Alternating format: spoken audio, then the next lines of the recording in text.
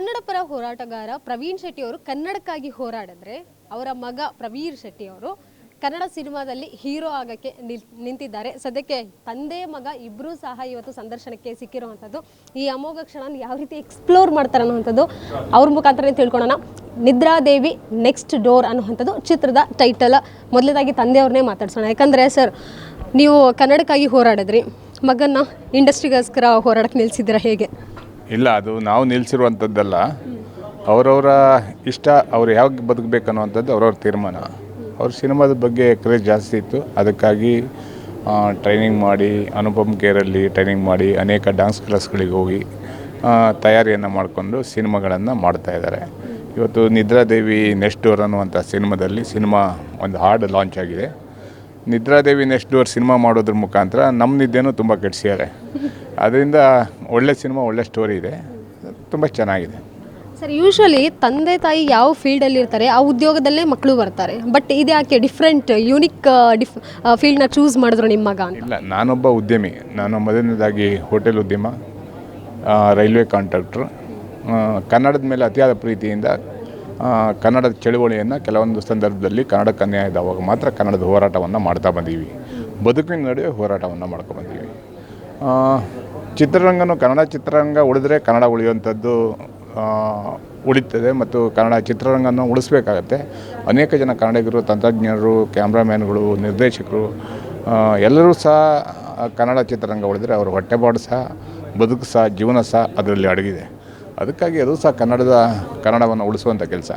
ಕನ್ನಡ ಚಿತ್ರರಂಗವನ್ನೇ ಮೊದಲನೇದಾಗಿ ಆಯ್ಕೆ ಮಾಡ್ಕೊಂಡಿದ್ದೀವಿ. ಇದು 3ನೇ ಸಿನಿಮಾವನ್ನು ಮಾಡ್ತಾ ಇರುವಂಥದ್ದು. ಈ ಸಿನಿಮಾ ಅಂತೂ ತುಂಬ ಅದಕ್ಕೆ ಏನೇನು ಬೇಕು ಅದಕ್ಕೆಲ್ಲ ತುಂಬ ಕಷ್ಟಪಟ್ಟಿದ್ದಾರೆ. ಡೈರೆಕ್ಟರ್ ಇರ್ಬೋದು, ಪ್ರೊಡ್ಯೂಸರ್ ಇರ್ಬೋದು, ಎಲ್ಲರೂ ಒಟ್ಟಿಗೆ ಸೇರಿ ಈ ಸಿನಿಮಾದಲ್ಲಿ ಒಟ್ಟು ಗುಂಪಾಗಿ ಸೇರಿ ಚರ್ಚೆ ಮಾಡಿ ಸಿನಿಮಾವನ್ನು ಅದ್ಭುತವಾಗಿ 2 ವರ್ಷಗಳಿಂದ ಪ್ರಯತ್ನ ಪಟ್ಟು ಮಾಡಿದ್ದಾರೆ. ಪ್ರವೀರ್ ಅವರೇ, ತುಂಬ ನಿದ್ದೆಗೆಡಿಸಿದ್ದೀರಂತೆ ತಂದೆಯವ್ರನ್ನ, ಯಾಕೆ? ನಿದ್ದೆಗೆಡ್ಸಿಲ್ಲ ಮೇಡಮ್, ಅವ್ರು ನಮ್ಗೆ ನಿದ್ದೆಗೆಡ್ಸಿದ್ದಾರೆ. ಸಿನಿಮಾ ಯಾವಾಗ ಸಾಂಗ್ ರಿಲೀಸ್ ಆಗುತ್ತೆ ಅಂದರೆ ನಮ್ಮ ಹಿಂದೆನೇ ಬಿದ್ದಿರೋ ನನ್ನ ಮತ್ತು ಡೈರೆಕ್ಟರ್ ಹಿಂದೆ. ಸೊ ಫೈನಲ್ ಆಗಿ ಇವತ್ತು ರಿಲೀಸ್ ಆಗಿದೆ. ಎಲ್ಲರೂ ಒಂದು ಪಾಸಿಟಿವ್ ಎನರ್ಜಿ ಇದೆ. ಯೂಶ್ವಲಿ ಸ್ಕೂಲ್ ಅಥವಾ ಕಾಲೇಜ್ಗಳಲ್ಲಿ ಏನಾದರೂ ಈವೆಂಟ್ಸ್ ಇದ್ದಾಗ ಅಪ್ಪ ಅಮ್ಮನ್ನ ಕರ್ಕೊಂಡು ಹೋಗ್ತೀವಿ, ಪೇರೆಂಟ್ಸ್ ಮೀಟಿಂಗ್ ಇರಬಹುದು.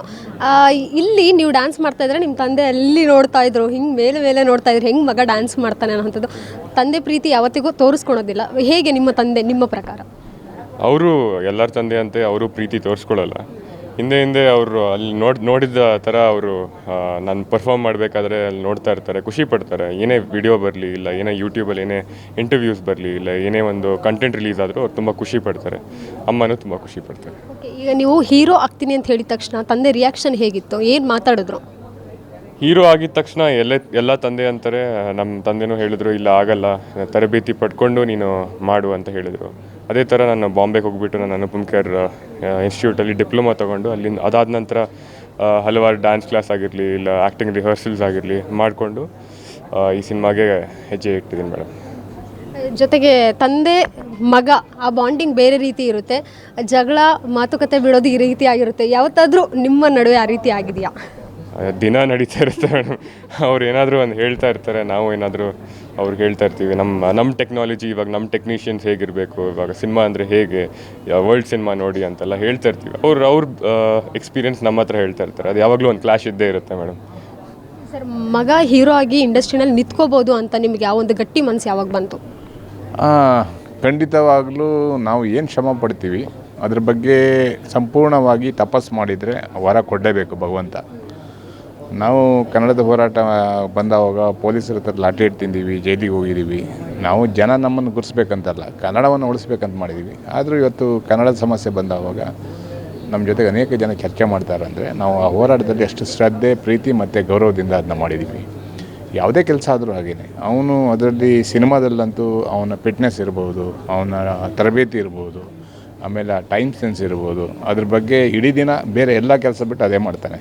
ಅವನ ಕೆಲಸ ಅಂದರೆ ಎಲ್ಲದಕ್ಕಿಂತ ಮುಂಚೆ ಹೋಗ್ತಾನೆ, ಬೇರೆ ಕೆಲಸಗಳು. ಆದ್ದರಿಂದ ಅವನು ಯಶಸ್ವಿ ಅದರಲ್ಲಿ ಆಗ್ತಾನೆ ಅನ್ನುವಂಥ ನಂಬಿಕೆ ಮತ್ತು ಕರ್ನಾಟಕದ ಜನತೆಯ ಆಶೀರ್ವಾದ ಸಹ ಇರುತ್ತೆ ಅನ್ನುವಂಥ ನಂಬಿಕೆ ನನಗಿದೆ. ಅಪ್ಪ ಸ್ಟ್ರಿಕ್ಟ್ ಅಥವಾ ಫ್ರೀಡಮ್ ಕೊಟ್ಟಿದ್ದಾರೆ? ಅವ್ರು ಆ್ಯಕ್ಚುಲಿ ಎರಡರ ಮಧ್ಯೆನೂ ಬ್ಯಾಲೆನ್ಸ್ ಮಾಡ್ತಾರೆ. ಕೆಲವು ಸತಿ ತುಂಬ ಸ್ಟ್ರಿಕ್ಟ್ ಆಗಿರ್ತಾರೆ, ಕೆಲವು ಸತಿ ತುಂಬ ಜೋವಿಯಲ್ ಆಗಿರ್ತಾರೆ. ಎಲ್ಲ ಎಕ್ಸ್ಪೀರಿಯನ್ಸಸ್ ಶೇರ್ ಮಾಡ್ತಾರೆ, ಅದು ಮಾಡು ಇದು ಮಾಡು ಅಂತ ಹೇಳ್ತಾ ಇರ್ತಾರೆ. ಸೊ ಇವತ್ತು ನಿಮ್ಮ ಸಾಂಗ್ ರಿಲೀಸ್ ಆಗಿರುವಂಥದ್ದು. ಅಯ್ಯೋ ಸರ್, ಎಷ್ಟು ಇಷ್ಟ ಆಯಿತು ಆ ಡ್ಯಾನ್ಸ್, ಹುಕ್ ಸ್ಟೆಪ್ ಇರ್ಬೋದು ನಿಮ್ಮ ಮಗಂದು. ಅಯ್ಯೋ ಅಯ್ಯಯ್ಯೋ ಅಯ್ಯೋ ಅಯ್ಯೋ ಅನ್ನೋವಂಥದ್ದು ಎಲ್ಲರ ಜೀವನದಲ್ಲೂ ಅನಿಸುತ್ತೆ. ಪ್ರತಿಯೊಂದು ಕ್ಷಣದಲ್ಲೂ ನಮ್ಗೆ ಅಯ್ಯಯ್ಯೋ ಇನ್ನು ಯಾಕಪ್ಪ ಹಿಂಗೆ ಮಾಡ್ತಾನಪ್ಪ ಅನಿಸುತ್ತೆ. ಹೆಂಡತಿ ಟಾರ್ಚರ್ ಇರ್ಬೋದು, ಮಕ್ಕಳ ಟಾರ್ಚರ್ ಇರ್ಬೋದು, ಅಥವಾ ಕೆಲಸದಲ್ಲಿ ಓನರ್ ಟಾರ್ಚರ್ ಇರ್ಬೋದು, ಅಥವಾ ರಾಜಕಾರಣಿಗಳಿಗಿರ್ಬೋದು. ಒಬ್ರಿಗೆ ಆಸೆಗಳಿರ್ತವೆ, ಅಯ್ಯಯ್ಯೋ ಈಗ ಆಗೋಯ್ತಲ್ಲ ಅನ್ನೋಂಥ ತಲೆ ಎಲ್ಲರೂ ಬಿಡ್ಕೊತಾರೆ. ಅದನ್ನ ಮತ್ತೆ ಪುನರುಚ್ಚರಿಸುವಂಥ ಕೆಲಸ ಮಾಡಿದ್ದಾರೆ. ಮತ್ತು ಇದು ತುಂಬ ಅದ್ಭುತವಾಗಿ ಸಾಂಗನ್ನು ಡ್ಯಾನ್ಸ್ ಮಾಡಿದ್ದಾನೆ. ಡ್ಯಾನ್ಸ್ ಮಾಡುವಾಗ ನಾನು ಹೋಗಿದ್ದೆ ನಡೀತಾ ಇರುವಂಥ ಸಂದರ್ಭದಲ್ಲಿ. ಉಲ್ಟಾ ಒಂದು ಆ್ಯಂಗಲಲ್ಲಿ ಏನು ಸಪೋರ್ಟ್ ಇಲ್ಲದೆ ನಿಲ್ಲಿಸಿದ್ದಾರೆ. ಅದು ಬಿದ್ದರೆ ಯಾವ ಥರ ಕತ್ತಬೇಕಾದ್ರೆ ಮುರಿದೋಗ್ಬೋದು. ಆ ಥರ ಅನೇಕ ಸೀನ್ಸ್ಗಳನ್ನು ನೋಡಿದ್ದೀನಿ. ಮತ್ತು ತುಂಬ ಕಷ್ಟವಾದಂಥ ಸ್ಟೆಪ್ಗಳನ್ನ ಹಾಕ್ಸಿದ್ದಾರೆ. ಕ್ರ್ಯಾಂಪ್ ಆಗಿರೋದು ಕಾಲು ಅದೆಲ್ಲ ನೋಡಿದ್ದೀನಿ. ಆದರೆ ಯಾವುದೇ ಕೆಲಸ ಮಾಡಬೇಕಾದ್ರೂ ಮುಂಜಾಗ್ರತೆ ಇರಬೇಕು. ನಮ್ಮ ಜೀವನದ ಬಗ್ಗೆ ನಮಗೆ ಅರಿವು ಇರಬೇಕು. ಏನಾದರೂ ತೊಂದರೆ ಆದರೆ ಏನಾಗುತ್ತೆ ಅಂತ. ಅದನ್ನೆಲ್ಲ ಸ್ವಲ್ಪ ಮೀರಿ ಮಾಡಿದ್ದಾರೆ. ಅದು ನನಗೆ ಸ್ವಲ್ಪ ಇಷ್ಟ ಆಗಿಲ್ಲ. ಅದ್ರ ವಿರುದ್ಧನೂ ಸಹ ಡೈರೆಕ್ಟ್ರ್ ಹತ್ರ ಸ್ವಲ್ಪ ಕ್ಲಾಶಿಂಗು ಆಯಿತು. ಆದರೂ ಒಂದು ಏನಾದರೂ ಮಾಡಬೇಕಾದ್ರೆ ಸಾಧನೆ ಮಾಡಬೇಕಾದ್ರೆ ಕೆಲವೊಂದು ಟೈಮಲ್ಲಿ ಹೆಚ್ಚು ಕಮ್ಮಿ ಆಗ್ತವೆ. ಆದರೂ ನಾವೆಲ್ಲ ಅದನ್ನ ನುಂಗ್ಕೊಂಡು ಹೋಗಬೇಕಾಗತ್ತೆ. ಈ ಹಾಡು ಚೆನ್ನಾಗಿದೆ, ಸಿನಿಮಾನೂ ಚೆನ್ನಾಗಿದೆ. ಸಿನಿಮಾ ಮಾತ್ರ ಡೈರೆಕ್ಟ್ರು ಮತ್ತು ಅವರೆಲ್ಲ ತಂಡ ಅನೇಕ ಒಂದು 2 ವರ್ಷದಿಂದ ಕತೆ ಬರೀಲಿಕ್ಕೆ ಮತ್ತು ಅದರ ಟ್ರೈನಿಂಗ್ ಪಡೀಲಿಕ್ಕೆ ಮತ್ತು ನಿದ್ದೆ ಬಿಟ್ಟು ಅವ್ರ ಮನೆಯಲ್ಲಿ ಎಲ್ಲರನ್ನೂ ಊಟ ಹಾಕಿ ತುಂಬ ಕಷ್ಟಬಿಟ್ಟು ಡೈರೆಕ್ಟ್ರು ಕಷ್ಟಬಿಟ್ಟಿದ್ದಾರೆ. ಅದು ಖುಷಿಯಾಗುತ್ತೆ. ನಮ್ಮ ಪ್ರೊಡ್ಯೂಸರ್ ಸಹ ಅದಕ್ಕೆ ಏನು ಹಣ ಬೇಕೋ ಅದನ್ನೆಲ್ಲ ಸುರಿದಿರುವಂಥದ್ದು. ಇವ್ರಿಗೆ ಏನು ಸಪೋರ್ಟ್ ಬೇಕು ಅದನ್ನ ಯಾವ ಪ್ರೊಡ್ಯೂಸರು ಕನ್ನಡ ಇಂಡಸ್ಟ್ರಿಯಲ್ಲಿ ಮಾಡಲಿಕ್ಕೆ ಸಾಧ್ಯ ಇಲ್ಲ. ಆ ಸಪೋರ್ಟನ್ನು ಅವ್ರು ಮಾಡಿದ್ದಾರೆ. ಪ್ರವೀರ್ ಅವರೇ, ಈ ಹಿಂದೆ ಸಹ ಧ್ರುವ ಸರ್ಜಾ ಅವರು ನಿಮಗೆ ಪರಿಚಿತರೆ. ಈಗ ದುನಿಯಾ ವಿಜಯ್ ಅವರು ಬಂದು ನಿಮ್ಮ ಸಾಂಗ್ ಲಾಂಚ್ ಇರಬಹುದು, ಪ್ರತಿಯೊಂದು ಸಪೋರ್ಟ್ ಕೂಡ ನಿಮಗೆ ಸಿಗ್ತಾ ಇರುವಂಥದ್ದು ಇಂಡಸ್ಟ್ರಿ ಕಡೆಯಿಂದ. ಎಷ್ಟು ಖುಷಿ ಅನಿಸುತ್ತೆ? ನಿಮ್ಮ ಚಾನೆಲ್ ಮುಖಾಂತರನೇ ಧ್ರುವ ಸರ್ಜಾ ಅವರು ನಮಗೊಂದು ಪ್ರೋಮೋ ಕೊಟ್ಟಿದ್ದಾರೆ. ತುಂಬ ನಮ್ಮ ಮನೆಗೆ ಕರೆದುಬಿಟ್ಟು ಒಳ್ಳೆ ಒಂದು ಎನ್ವೈರ್ನ್ಮೆಂಟಲ್ಲಿ ನಮ್ಗೆ ಶೂಟ್ ಮಾಡಿಕೊಟ್ಟಿದ್ದಾರೆ. ಮೊದಲನೇದಾಗಿ ಅವ್ರಿಗೆ ತುಂಬ ಥ್ಯಾಂಕ್ ಯು. ದುನಿಯಾ ವಿಜಯ್ ಸರು ಇವತ್ತು ನಮ್ಮ ಸಾಂಗ್ ಲಾಂಚ್ ಮಾಡಿದ್ದಕ್ಕೆ ನಂಗೆ ತುಂಬ ಖುಷಿ ಇದೆ. ತುಂಬ ಒಳ್ಳೆ ಮಾತಾಡಿದ್ರು, ಒಳ್ಳೆ ಒಂದು ಫನ್ನಾಗಿ ಒಂದು ಎನ್ವೈರ್ನ್ಮೆಂಟ್ ಕ್ರಿಯೇಟ್ ಮಾಡಿದ್ರು. So thank you. ಸೊ ಇಂಡಸ್ಟ್ರಿನಲ್ಲಿ ಗಟ್ಟಿಯಾಗಿ ಉಳಿಬೇಕಂತ ಹೇಳಿದ್ರೆ ನಿಮ್ಮ ತಂದೆಯಿಂದ ಯಾವ ಗುಣ ನೀವು ಕದಿಯೋದಕ್ಕೆ ಇಷ್ಟಪಡ್ತೀರಾ? ಅವರು ಡೆಡಿಕೇಶನ್ನು ಮತ್ತು ಡಿಟರ್ಮಿನೇಷನ್ನು ಮತ್ತು ಅವರ ನೇರ ನುಡಿ ಇದ್ದಿದ್ರೆ ಏನಾದರೂ ಮಾಡ್ಬೋದು ಅಂತ. ಸರ್, ನಿಮ್ಮ ಮಗ ಯಾವ ರೀತಿ ಪಾತ್ರಗಳನ್ನು ಅವರಾಗಲೇ ಚೂಸ್ ಮಾಡಬೇಕು ಅಂತ ಆಸೆ ಪಡ್ತಾರೆ, ಅಥವಾ ನಿಮ್ಮ ಒಪಿನಿಯನ್ ಸಹ ಕೇಳ್ತಾರಾ?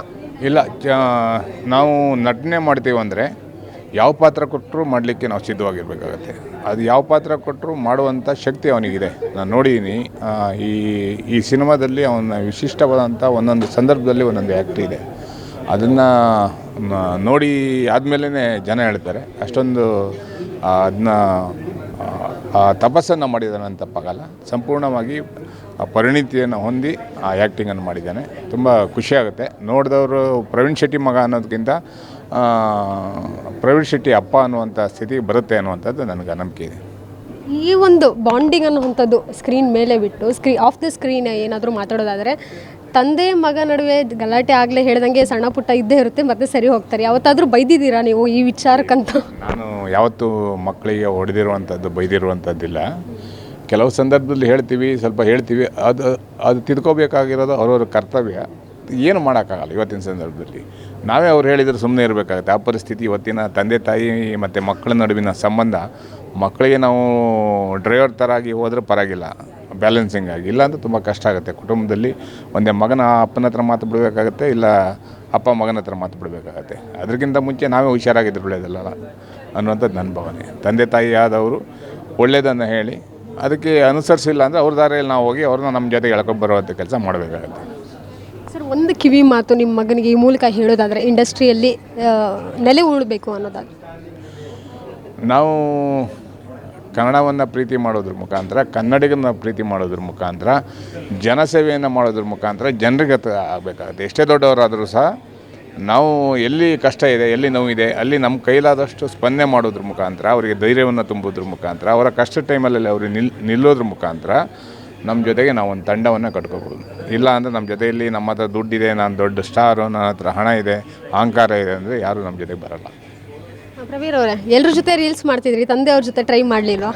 ಡೆಫಿನೆಟ್ಲಿ ಮಾಡೋಣ ಮೇಡಮ್. ಸರ್, ಒಪ್ಕೋತೀರಾ ರೀಲ್ಸ್ ಖಂಡಿತವಾಗ್ಲೂ ಮಾಡೋಣ. ಅದರಲ್ಲೇನಂತೆ ಮಾಡೋಣ. Thank you so much sir. So ಇದಿಷ್ಟು ತಂದೆ ಮಗನ ಮಾತಾಗಿತ್ತು. ಅಂದರೆ ನಿದ್ರಾದೇವಿ ನೆಕ್ಸ್ಟ್ ಡೋರ್ ಅಂತ ಸಿನಿಮಾ ಇನ್ನೇನು ರಿಲೀಸ್ಗೆ ರೆಡಿ ಆಗಿರುವಂಥದ್ದು. ಸದ್ಯಕ್ಕೆ ಸಾಂಗ್ ಲಾಂಚ್ ಆಗಿರುವಂಥದ್ದು. ದುನಿಯಾ ವಿಜಯ್ ಅವರು ಈ ಸಾಂಗ್ನ ರಿಲೀಸ್ ಮಾಡಿದ್ದಾರೆ. ಕ್ಯಾಮ್ರಾ ಪರ್ಸನ್ ಲಕ್ಷ್ಮೀಕಾಂತ್ ಜೊತೆಗೆ Keerthi Patil, guarantee news, Bengaluru. Guarantee news, ಸುದ್ದಿ ಖಚಿತ, ನ್ಯಾಯ ನಿಶ್ಚಿತ.